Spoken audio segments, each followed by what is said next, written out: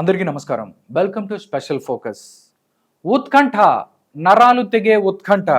అసలు సుప్రీంకోర్టులో చంద్రబాబు కేసు గురించి అసలు ఏం జరిగింది, వాదనలు ప్రతివాదనలు ఎలా ఉన్నాయి తెలుసుకోవాలంటే ఈ స్టోరీని పూర్తిగా చూడాల్సిందే.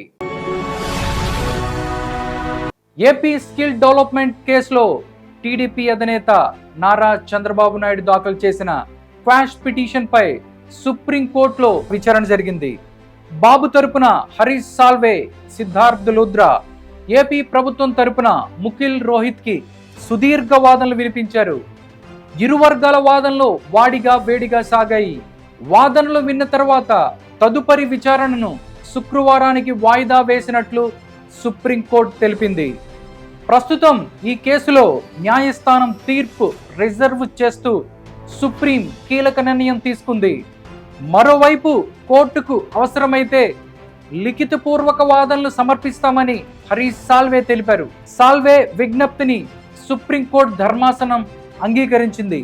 దీంతో ఈ తీర్పును దేశ అత్యున్నత న్యాయస్థానం రిజర్వ్ చేసింది. కాగా 17A చంద్రబాబుకు వర్తిస్తుందా లేదా అనే దానిపైనే వాదనలు జరిగాయి. అయితే మంగళవారం నాడు వాదనలు మాత్రమే ముగిశాయి. ఇరువురి వాదనలు పరిశీలించడానికి సమయం పడుతుండటంతో శుక్రవారానికి వాయిదా పడింది.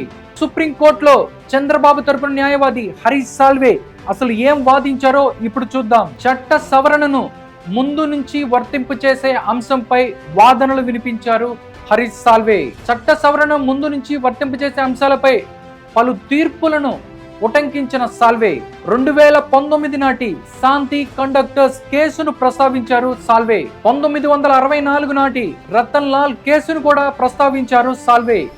ఎన్నికల ముందు రాజకీయ కక్ష సాధింపులకు అవకాశం ఉంటుంది అంటూ సాల్వే జస్టిస్ కి విన్నవించారు. రాజకీయ కక్ష సాధింపులను నిరోధించేందుకే 17A ఉంది అని సాల్వే తెలిపారు. చంద్రబాబుకు మధ్యంతర బెయిల్ ఇచ్చే అంశాన్ని దయచేసి పరిశీలించండి అంటూ ఆయన కోర్టుకు విన్నవించుకున్నారు. రిమాండ్ సమయంలోనే చంద్రబాబు పేరుని FIR లో చేర్చారు అంటూ ఆయన కోర్టుకి విన్నవించారు. ఎలాంటి పరిస్థితుల్లోనైనా 17A వర్తిస్తుంది అంటూ హరీష్ సాల్వే కోర్టుకు తెలిపారు. 73 ఏళ్ల వయసున్న చంద్రబాబుని దాదాపు 40 రోజులుగా జైల్లోనే ఉంచారు అంటూ ఆయన కోర్టుకి విన్నవించుకున్నారు.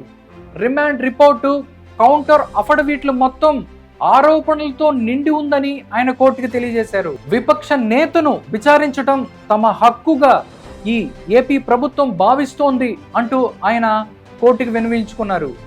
ఈ విధంగా హరీష్ సాల్వే తన వాదనలు వినిపించిన తర్వాత రోహిత్ కి పై ధర్మాసనం ప్రశ్నల వర్షం కురిపించింది. అసలు ముఖిల్ రోహిత్ కి అసలు ఏం వాదించారో ఇప్పుడు చూద్దాం.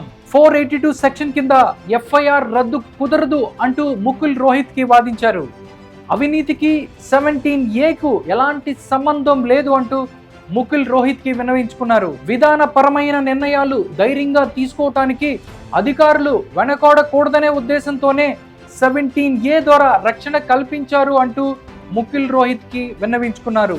అవినీతి చట్టం కింద నమోదైన కేసు చెల్లనప్పుడు మిగతా సెక్షన్స్ కింద కేసు ఎలా చెల్లుతుందని రోహిత్ కి ప్రశ్నించింది ధర్మాసనం. అవినీతి కేసులో 17A చంద్రబాబుకు వర్తించిన మిగతా సెక్షన్స్ లో వర్తించదని రోహిత్ కి వాదనలు వినిపించారు. ప్రత్యేక కోర్టుకు ఉన్న అధికారాలు ఏంటని ప్రశ్నించింది ధర్మాసనం. ఈ సందర్భంగా సుప్రీం ధర్మాసనం కొన్ని సంచలన వ్యాఖ్యలు చేసింది.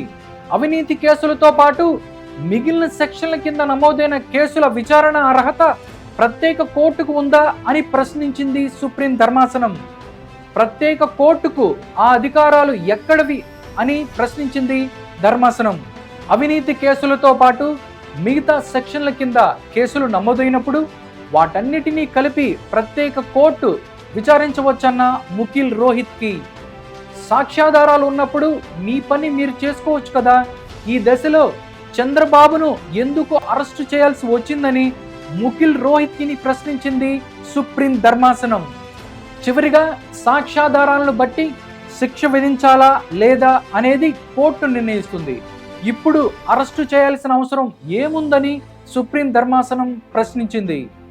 సెక్షన్ 19 కింద కోర్టు అనుమతి లేకపోతే విచారించలేం అందుకే అరెస్టు చేశామన్నారు ముఖిల్ రోహిత్ కి. సుప్రీంకోర్టులోనే అంతా తేలాలని, ఈ దశలో చంద్రబాబు తరపు లాయర్లు కోరటం సమంజసం కాదని ముఖిల్ రోహిత్ కి అభిప్రాయపడ్డారు. ఏదో ఒకరోజు మీరు కూడా అదే విధంగా కోరే అవకాశం ఉందని ముఖిల్ రోహిత్ కిని ఉద్దేశించి ధర్మాసనం వ్యాఖ్యలు చేసింది.